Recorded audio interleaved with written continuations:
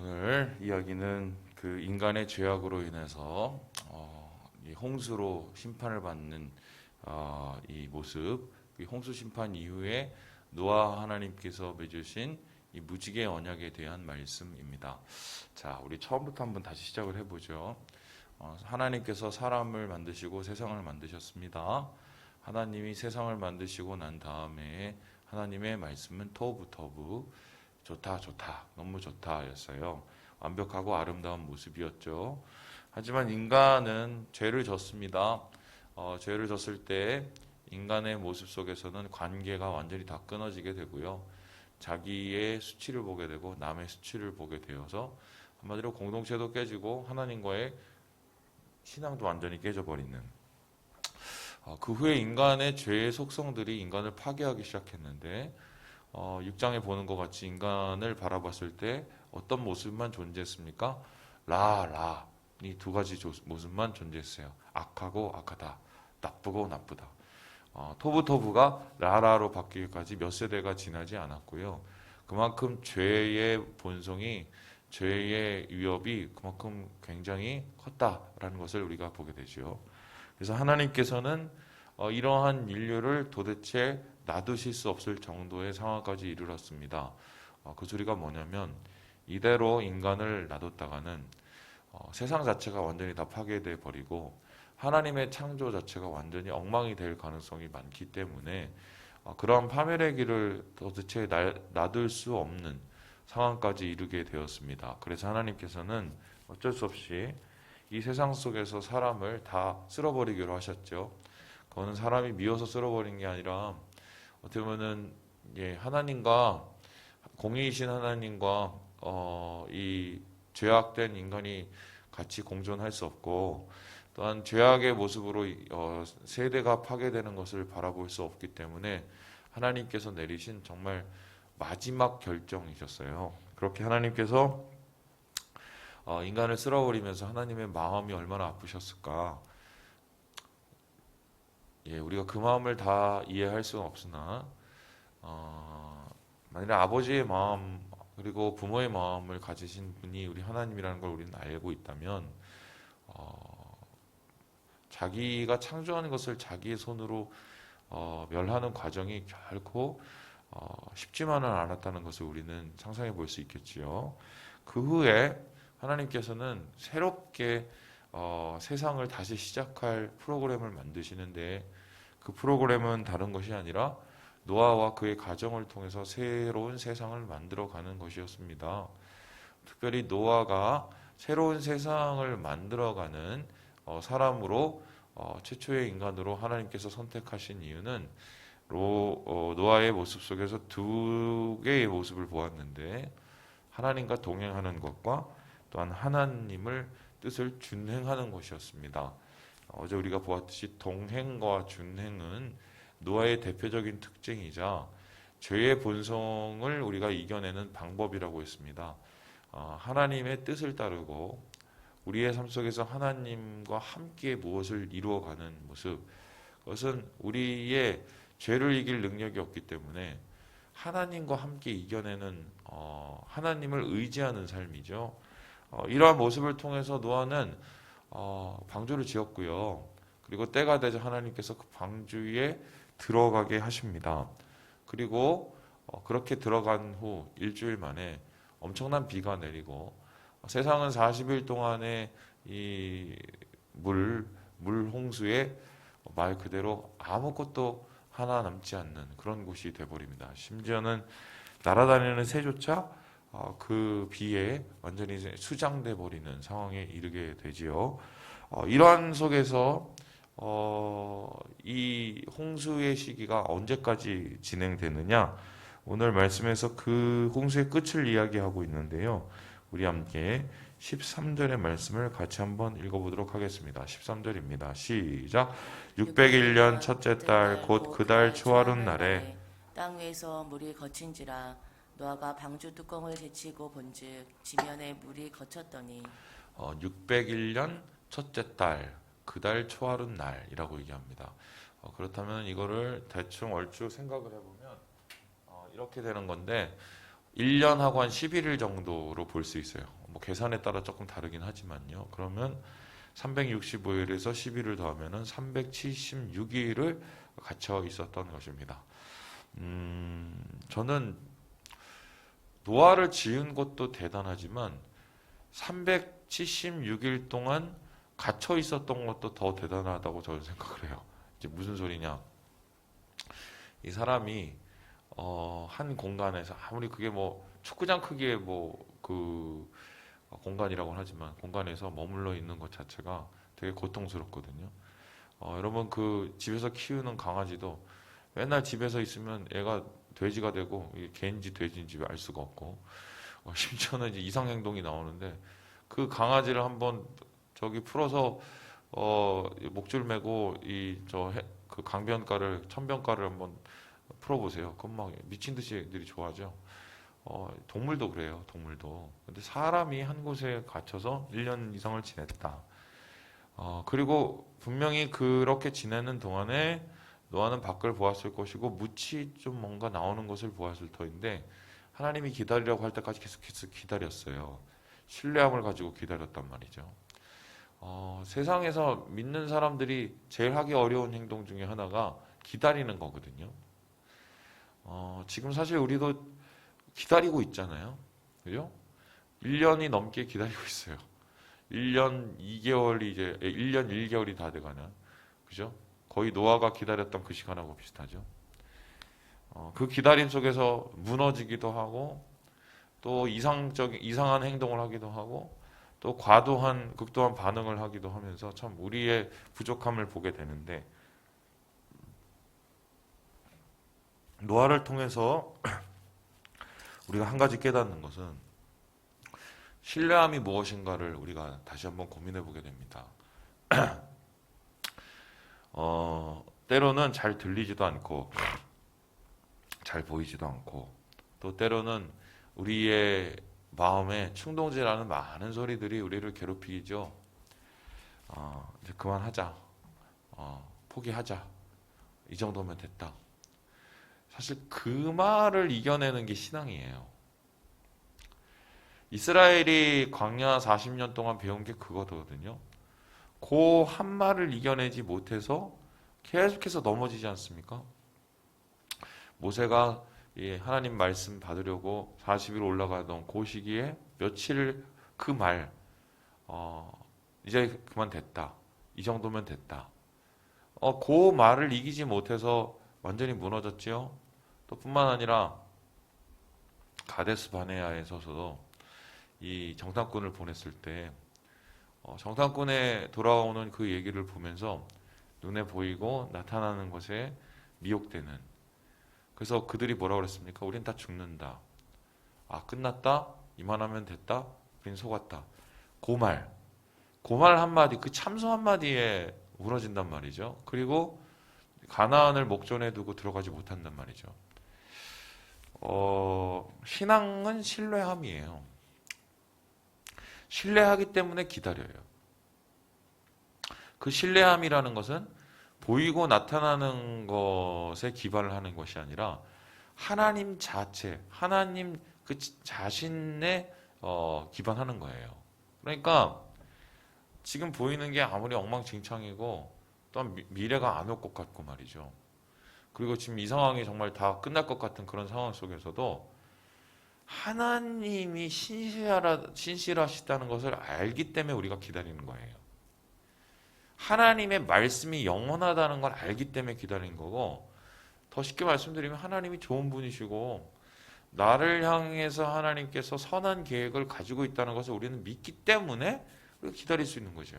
그래서 오늘 이 376일을 이 방주의 이 답답한 곳에서 신뢰함으로 기다렸던 이 노아의 모습을 통해서 우리는 다시 한번 믿음이 무엇인가를 재조명해 보게 되는 것입니다. 두 번째로 오늘 말씀 속에서 우리가 눈여겨봐야 될 것이요. 노아가 여기에서 나와서 제일 처음에 방주에서 나와서 제일 처음에 한 게 무엇인가를 우리가 좀 눈여겨볼 필요가 있는데요. 우리 함께 20절의 말씀을 같이 한번 읽어보겠습니다. 20절 말씀입니다. 시작. 노아가 여호와께 제단을 쌓고 모든 정결한 짐승과 모든 정결한 새 중에서 제물을 취하여 번제로 제단에 드렸더니 노아가 나가서 제일 처음에 한 게 뭐냐면은 배고파서 무슨 나물 캐러 다닌 거 아니고요. 그다음에 너무 신나갖고 막 사람들하고 뒹군 것도 아니고요. 예배부터 먼저 드렸어요. 예배부터. 지금 이 홍수의 기간과 그 노아가 나온 기간을 이렇게 학자들이 이렇게 막 살펴보잖아요. 그게 뭐하고 되게 비슷하냐면요. 창세기 1장하고 되게 비슷해요. 혼돈 가운데 하나님이 그 영이 수면 위에 이렇게 다니셨죠. 똑같이 홍수의 수면 위에 다니시고요. 그다음에 그 하나님께서 묻을 드러내시는 과정, 또 여러 가지 뭐 새가 나오는 그 과정들을 보면은 창조의 이 모습하고 이 홍수의 모습이 되게 비슷하게 이렇게 기술되어 있어요.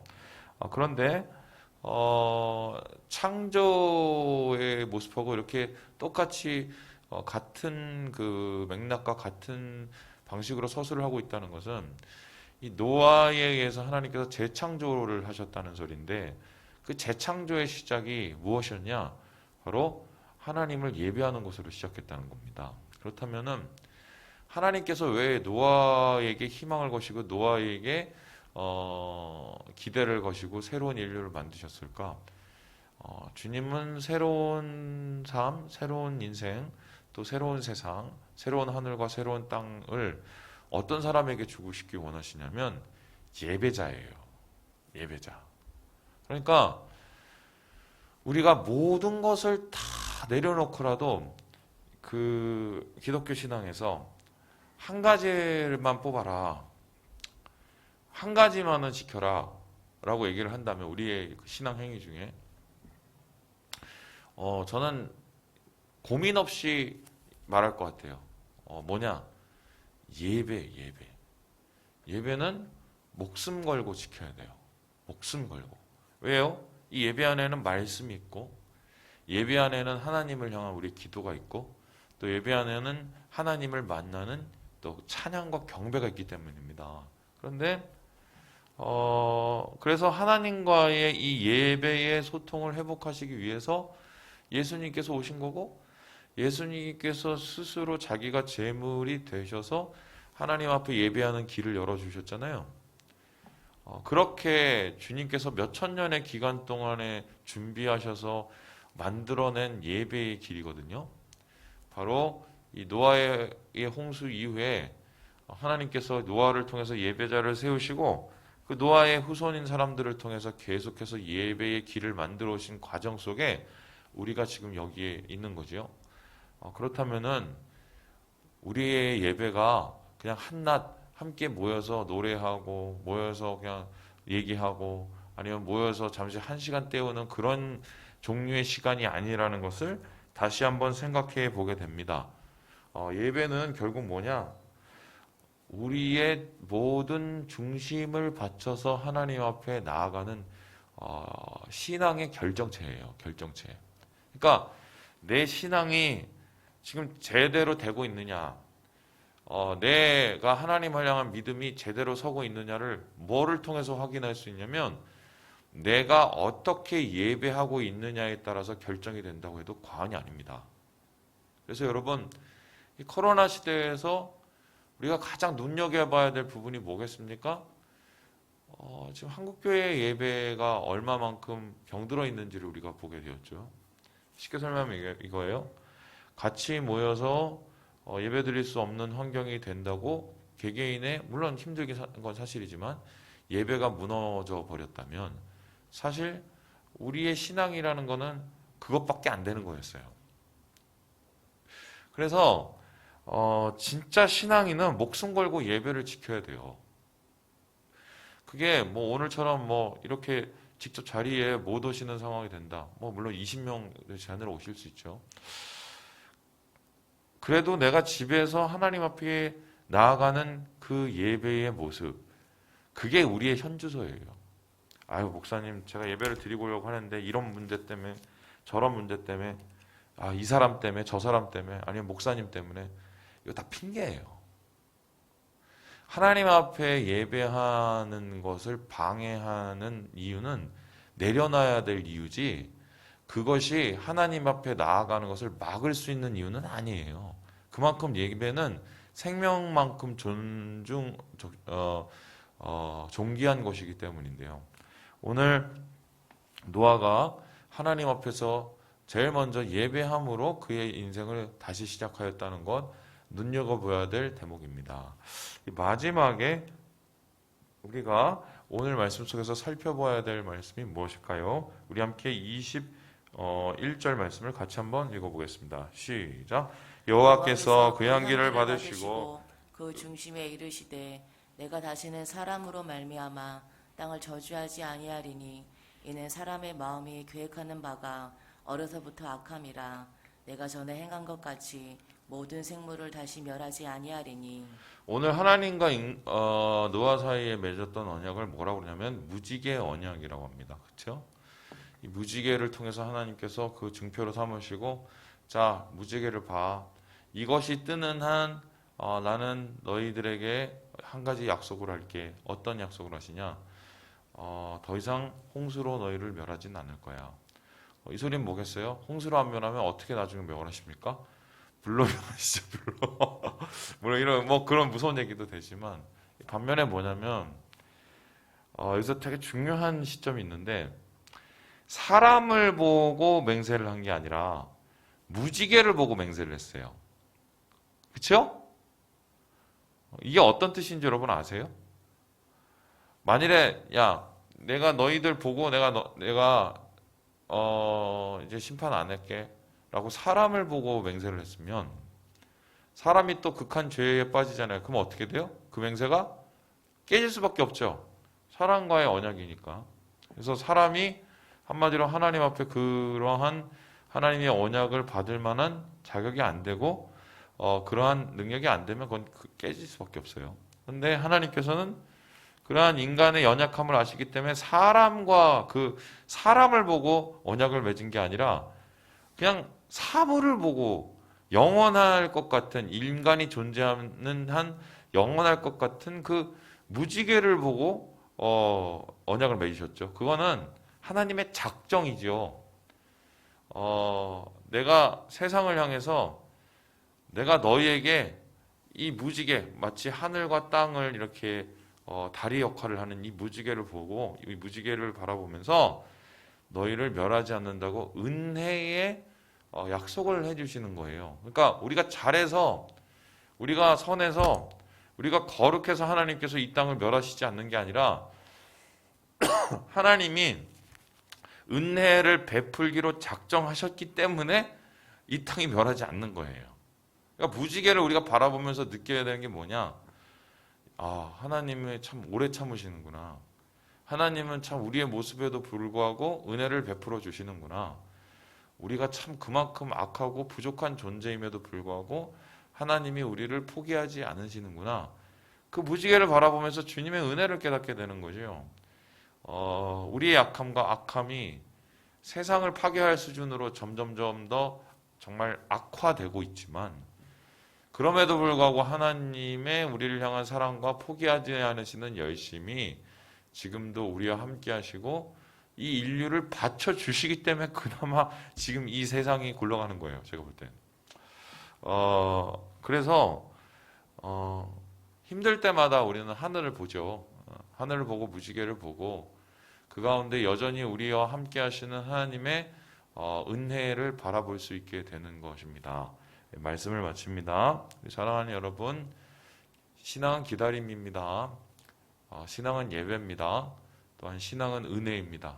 기억하셔서 주님 안에서의 이러한 은혜를 오늘 하루 누리시고 깊은 묵상 속에 깊은 하나님과의 만남을 가지시는 사랑하는 주의 형제 자매들 되시길 주님의 이름으로 축원합니다.